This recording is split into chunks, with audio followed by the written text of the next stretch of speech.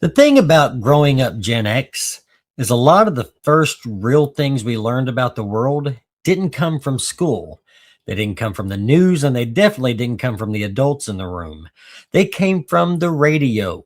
3 minutes of music, and suddenly the whole world looked different.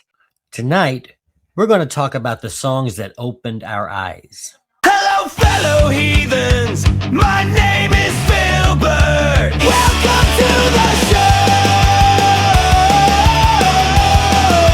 Welcome to the show. Welcome to the Mighty Philbert Show. It's the Mighty Philbert Show. Hello, mighty ones. I am the Mighty Philbert, former latchkey kid, now latchkey grown up. You know, every generation has a soundtrack. The boomers, for instance, they had protest music, folk guitars, marches, civil rights rallies. Their music was loud, direct, and political. Now, Gen X, our soundtrack was a little different because a lot of the music we grew up with wasn't trying to start a revolution. It was just trying to tell the truth. And if you grew up in the late 70s, the 80s, and the early 90s, there were a lot of truths adults didn't talk about. For instance, nobody talked about child abuse.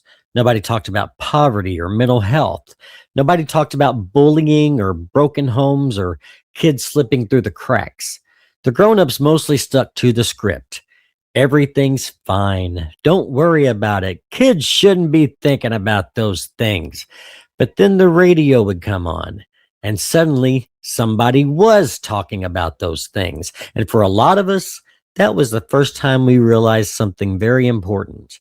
The world wasn't nearly as simple as the adults said it was. Music slipped past the filters.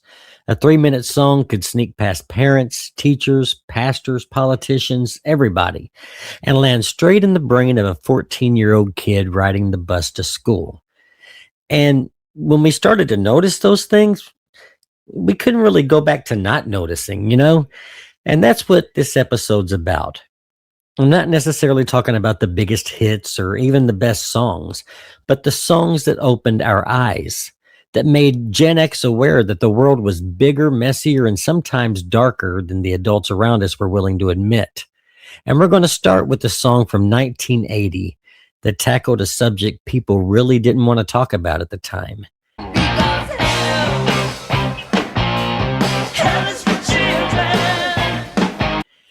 When Hell is for Children by Pat Benatar came out in 1980, it was a bit of a shock to the system because rock songs weren't supposed to be about child abuse.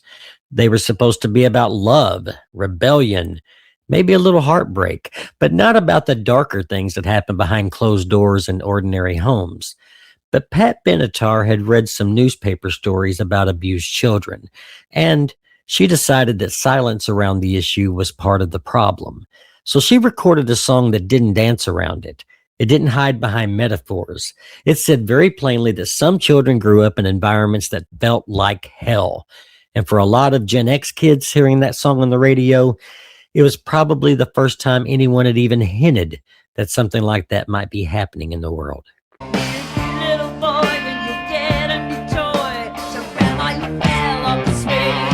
And that realization could be unsettling because once you hear something like that, you start looking at things differently. You start wondering about the quiet kid in class or the friend who suddenly stops coming over to your house. It was one of those moments where music stopped just being entertainment and started becoming awareness. But that doesn't always come through anger. Sometimes it comes through something quieter, like a story. You got a fast car. I got a plan to get us out of here. When Fast Car by Tracy Chapman arrived in 1988, it sounded very different from most of the music dominating the charts. A young woman growing up in poverty, caring for an alcoholic parent, dreaming about escape, believing that maybe, just maybe, if she worked hard enough, she could break the cycle. And then slowly realizing that escaping poverty isn't really as simple as driving away from it. I say somebody's got to take care of him, so I quit school and that's what I did. For a lot of suburban Gen X listeners, this song offered a glimpse into a life that felt very far away from their own. But it also revealed something deeper. The idea that hard work doesn't always guarantee success, that some people start the race miles behind the starting line, and that awareness can be uncomfortable, but it can also be eye opening. And sometimes awareness comes not from quiet storytelling, but raw frustration. Songs like that can hit you differently depending on, where you are in life. For me, music always carried a little extra weight because I wasn't just listening to songs growing up. Eventually, I was performing them. When I was younger and starting out as a musician, I mostly thought about music the way musicians do: chords, arrangements, vocal parts, stage presence. But the older I got, the more I started realizing that songs carry stories, sometimes heavy ones, sometimes uncomfortable ones. And once you really start paying attention to the lyrics, you begin to realize that music can sneak serious ideas into places where people might not expect them, which is part of what made songs like Fast Car so powerful. They weren't preaching, they were just telling a story, telling the truth. And sometimes the truth slips past people's defenses a lot easier when it's wrapped in a melody. Rats in the front room, roaches in the back, junkies in the alley with the baseball bat. Take the Message by Grandmaster Flash and the Furious Five. Before this song hit the radio in 1982, hip hop was largely party music, fun, danceable. It was all about the energy and the rhythm, And then the Message arrived. And suddenly listeners were hearing about broken glass in the streets, rats in the hallways, unemployment, violence, and neighborhoods that had been largely abandoned by the systems that were supposed to support them. It was gritty, it was direct, and for many listeners outside those communities, it was the first time they had heard that reality described so vividly. The line that stuck with people was simple but powerful. Don't push me, cause I'm close to the edge. I'm trying not to lose my head. It captured a feeling that frustration can build and build until something finally breaks. And it showed that music could do more than entertain.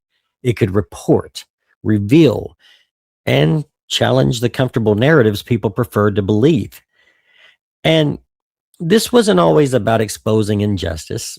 Sometimes it was just about asking a simple question: what role do we play in the world around us? Take Man in the Mirror by Michael Jackson. Unlike the previous songs we discussed, this one wasn't about pointing fingers. It was about looking inward. That's why I'm starting with me. I'm starting with the man in the mirror. The song references homelessness, hunger, and the many ways people fall through the cracks in society. But instead of blaming governments or institutions, it delivered a different message. If you want to make the world better, start with yourself. If you want to make the world a better place, take a look at yourself and make that change. And for a generation growing up in a complicated world, that message was surprisingly powerful. It suggested that social awareness wasn't just about noticing problems. It was about deciding what you were going to do once you noticed them. But awareness doesn't always come from social issues or politics, Sometimes it comes from something deeply personal, something closer to home. Like The Living Years by Mike and the Mechanics. This song struck a nerve when it came out in 1988 because it addressed something many people experience but rarely talk about. And that's the complicated relationship between parents and children. I wasn't there that morning when my father passed away. The arguments that never get resolved, the emotions that never get expressed, and the painful realization that sometimes those conversations happen too late. I didn't get to tell him all the things I had to say. For a lot of Gen X listeners, this song was the first time that they really thought about the cost of emotional silence, about how misunderstandings between generations can linger for years, and about the importance of saying the things that matter while people are still around to hear them. It was a reminder that awareness isn't always about global issues. Sometimes it's about the relationships right in front of us. Songs like that hit differently when you get older, and because when you're younger, it might just sound like a sad story. But the older you get, the more you realize how complicated relationships between parents and children can be, especially when you start having your own, right? Misunderstandings, things left unsaid, moments where people mean well, but still end up hurting each other. And that's another thing music did for a lot of Gen X listeners. It helped us recognize emotions that people didn't always know how to talk about openly.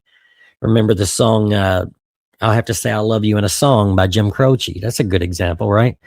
Because a 3-minute song can sometimes say something that people struggle to say face to face. And maybe that's one of the reasons music's always been so powerful, because it gives words to things people don't always know how to express. And once you hear those words, you start looking at the world and sometimes your own life just a little differently. So say it loud. But these 5 songs were only part of the soundtrack, because awareness doesn't come from just a few moments. It comes from a whole collection of voices telling pieces of the same story. So here are 5 more songs that opened our eyes in a lot of different ways.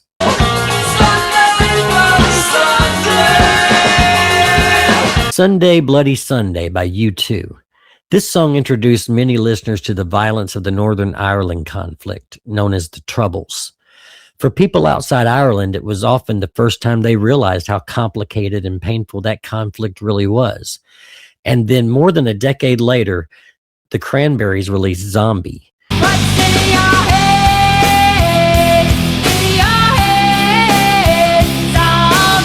which reminded the world that the conflict hadn't disappeared.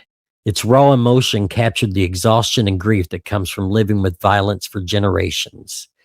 And then we have What's Going On by Marvin Gaye. Brother, brother, brother, there's far too many of you dying. A song that asked a simple question that still resonates today. What is happening to our world? It addressed war, injustice, and social division in a way that made listeners stop and think. And then let's talk about Shipbuilding by Elvis Costello. A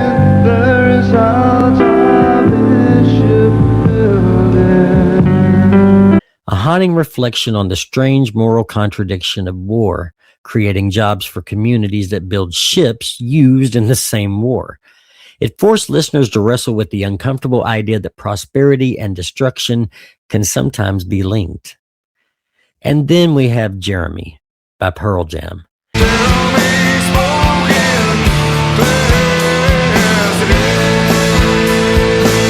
Inspired by a real tragedy, this song forced many listeners to confront the emotional struggles of young people who felt invisible, bullied, or neglected.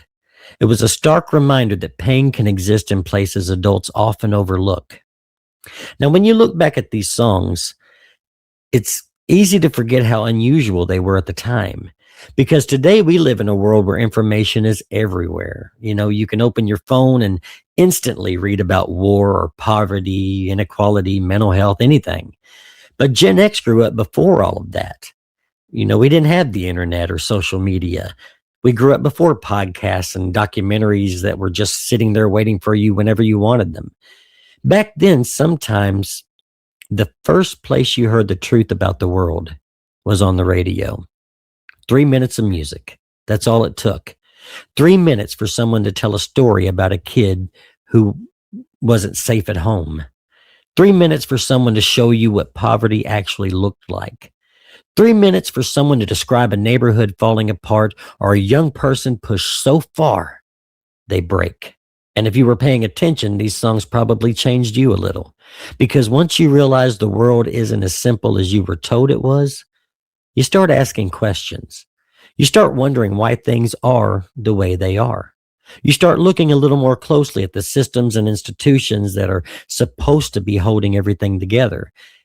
And for Gen X, that process started with music. Not speeches, not textbooks, not politicians, songs. Songs that slipped past the filters and landed straight in the ears of teenagers riding the bus to school or lying on the floor in their bedroom with a pair of headphones. And once those ideas got in there, they stayed. Those songs didn't just entertain us. They made us aware. And awareness is the first step towards something else. Because once you see the world clearly, the next thing that usually happens is you start to question it. And that's exactly where we're going next Sunday in the next episode of this series on the music that shaped a generation. Because once Gen X started noticing the problems in the world, the music didn't stop there. The next wave of songs started asking a much bigger question. Who's responsible for all of this? And those songs didn't just make us aware, they taught us to question authority. So until next time, remember, you don't have to be religious to do the right thing. Take care of yourselves, take care of each other. Stay mighty, everybody. You just watched the Mighty Philbert Show. Don't forget to like and subscribe. Share it now with someone that you know, and I'll be your friend for life. Bye, everybody, and stay mighty.